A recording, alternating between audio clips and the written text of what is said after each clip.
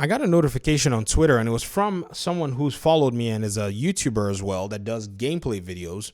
And I don't know how I'm going to say this name, but it's SXNXKX underscore 95. Shout out to you for actually pointing out this article. I had just seen it, but I was moving my desktop to a different area in my office, so I just could not make the video. And I was like, maybe I'm going to put it aside. And then boom, you're like, hey, what do you think about this? I was like, all right, I'm not going to dodge the issue. Apparently, Windows Central has an article that's talking about Stalker 2 being a Game of the Year contender. Now, this is written by Jez Corden. It's titled, Xbox has its Game of the Year contender, talking Game Pass, Xbox Series S's struggles, and the future of Stalker with GSC Game World in our exclusive Stalker 2 Heart of Chernobyl interview. Okay, apparently Jez has played about 3 hours of Stalker, and he said, I came away feeling like I played a clear Game of the Year contender. Now, there's something about Slavic magic in terms of their video games that can actually give you that kind of feeling. I remember playing Metro Exodus. Now, they're two different games. I'm not trying to say it. I'm just saying that there was just this feel to the game that really felt grounded, and it resonated with me from a first-person perspective. I say this also because I'm very picky with the first-person games that I'll play. But I think I'll play Stalker. I mean, there's a high likelihood that I will be playing this game if I have the time. Like, when I prioritize time, if the time is available, I will prioritize this game ahead of many other titles. So, Jez writes, recently I had the privilege of playing an upcoming Xbox and Windows PC exclusive, one many of you may have heard of. This is a timed exclusive, I think, Jez. And apparently, I was talking about money hatting, and I did think I was misconceived that Xbox was money hatting this game. Apparently, the developers approached Microsoft and decided that they would give them an exclusive, seeing that Microsoft actually aided in some relief for their families in Ukraine during the conflict. So there's another story behind that. Stalker 2 is often stylized as Stalker, is an upcoming open world shooter at its core, but the franchise represents so much more than that. Perhaps now more so than ever. Developed primarily in Ukraine with a second studio in Chechnya. Interesting. Stalker captured the imagination of an entire region haunted by the reality and mythos of Chernobyl and its notorious nuclear disaster that irrevocably changed Europe and an entire world. Just 100 kilometers shy of Kiev stands the remains of Chernobyl's nuclear power plant, which famously succumbed to a core meltdown that led to the deaths of thousands. I really remember this story, and as a science teacher at one point in my career, my students used to ask me a lot about this. So we used to do a lot of research in looking at that, and I will teach them, because you got to teach your students the periodic table of elements. So when we get to the radioactive elements, this was a very huge conversation. And I remember doing a lot of deep delving in there. So this game really does have a lot, in my opinion, that would appeal to a lot of sci-fi aficionados, people who like history, and then they can merge that with action. I just don't know how many can ignore a game like this if they have the possibility of playing it. To this day, the surrounding towns of Chernobyl and Pripyat remain irradiated. The official Chernobyl nuclear exclusion zone, as it's often referred to, recently began opening up to disaster tourists as radiation levels along the outskirts belong comparatively less dangerous. There's a guy called, he's a YouTuber called Veritas, a physicist. And one of the documentaries that I watched on radioactivity, I think it was uranium or something, he went into that zone with another disaster tourist tour guide, and they took some Geiger counters, and oh my gosh, there were some haunted places in there.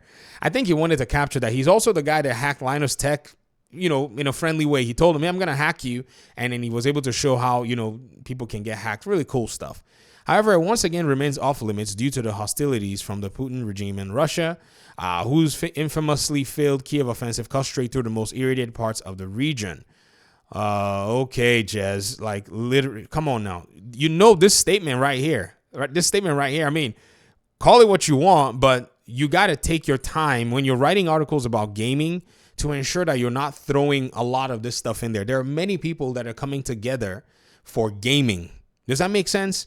And again, Russians and Ukrainians, many of them share familial ties. It's a very unfortunate situation. So, Mr. Englishman over here, be careful when you're doing stuff like this. Again, I'm gonna let this one slide, but be careful. It's against this harrowing backdrop of senseless. What is these people writing, my dude, man? Just write about the game. homie. Like, again, so this is my challenge. And I understand that maybe somebody may feel a certain way for or against or whatever is going on in terms of international geopolitics. But it's very important that when you're focusing on the video game itself, that you focus on the video game, because gaming is one of those areas, though may highlight political themes, ideological themes, gamers from all walks of life who may even disagree with the political and ideological themes in real life come together to play and enjoy. It's the most important thing that I've seen a lot of games and media writers in many cases miss. And yes, Jess Corden, as much as I would read your writing and some of the stuff that you've written, I'm all for, I have to point this out. And I didn't even start this whole thing out with this mindset. It's the first time I'm reading this article based on the recommendation. And I wanted to make sure that this quip is actually placed in here. It's a very important thing that we are, I think as a gaming community, that we're very, very, careful how we actually point these things out. That was strike 2. This is what, relax, bro. Stalker 2 in this context represents the peerless grit and determination of a nation and wider region blighted by the ghosts of the past and the demons of fascism next door. As bleak as Stalker 2's irradiated mutant-infested climes are, an undercut optimism still cuts through the mire. The fact that Stalker 2 even exists at a level of quality I experienced is a huge testament to the team. I agree. Under the circumstances, yes. But you also have to remember there are other developers who've also done things in also dire circumstances that are also from those Slavic regions. I think I remember it was the Metro developers who were traveling to the U.S. to buy gear and, for their PC. And I say gear. I mean, some people are like, what? They're buying computer parts to build PCs to develop their game. And they'd have to, bribe customs and try to get in and all of this stuff that they, there was an article that highlighted them. They used to use party chairs, plastic chairs to sit down. They didn't have comfortable chairs. They didn't have, good environments. They'll develop in, some of the worst conditions.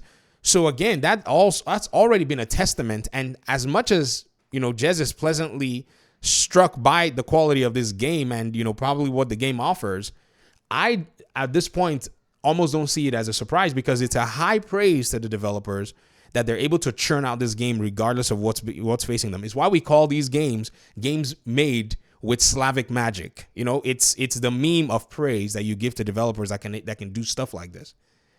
And so, pretty much there's just a lot more being spoken of about here. The hardcore FPS realism, immersive systems, story heavy, which is what I like. I like the way they tell their stories. And I'm actually about to get the Stalkers on Good Old Games. I've never played them before, but Metro Exodus was kind of what brought me into this new realm of gaming that's coming from, this part of the world. And I've always just, loved it. I think the game is going to rock. I hope to take some time to actually play the old titles and deal with them. And there's something that was said here about procedural generation. There's also conversations about the Series S.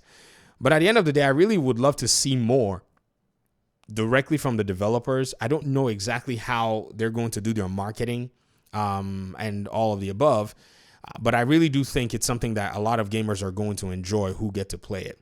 The game will launch on Game Pass for both console and PC, which some publishers have publicly expressed doubts about. Stalker 2 will share a launch window with the likes of Call of Duty Black Ops 6, which is also set to hit the service soon, as well as Indiana Jones.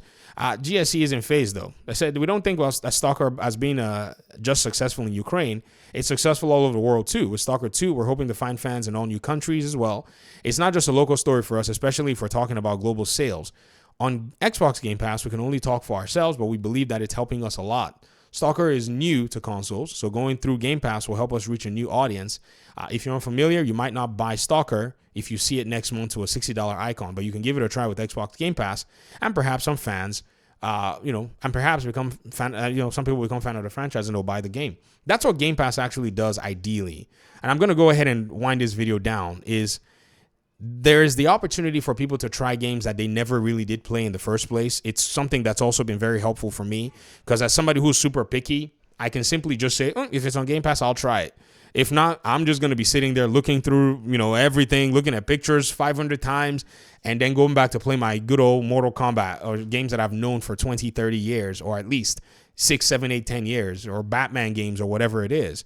So I think these developers are actually in a very solid position. I think they're in a solid spot, and I would love to support the game. So what I'll do is I'm going to go ahead and just rack up all the good old games versions of their games, and then I probably will be getting a purchase for this game. I'll probably play on Game Pass, but just to support them, I'll be happy to just throw. I mean, Indiana Jones, they don't need my money. I mean, Disney, y'all don't need any funds. You guys have venture capital fund just pumping in, and you're still dropping the ball on some of your IPs. So y'all will be fine for now, I guess. But let me hear your thoughts in the comment section. How do you perceive all of this with Game Pass? How do you perceive all of this in the gaming scene? How valuable has it been that a service like Game Pass is there and Xbox is being super pro, consumer and super pro dev all at the same front? I think this is really going to resonate with devs at the end of the day, but I'll talk about this later because a lot of the money hiding that Sony is doing has not been pro developer. It's actually been anti-developer at the end of the day. Talk to you all in another video. Thanks for watching. Peace out.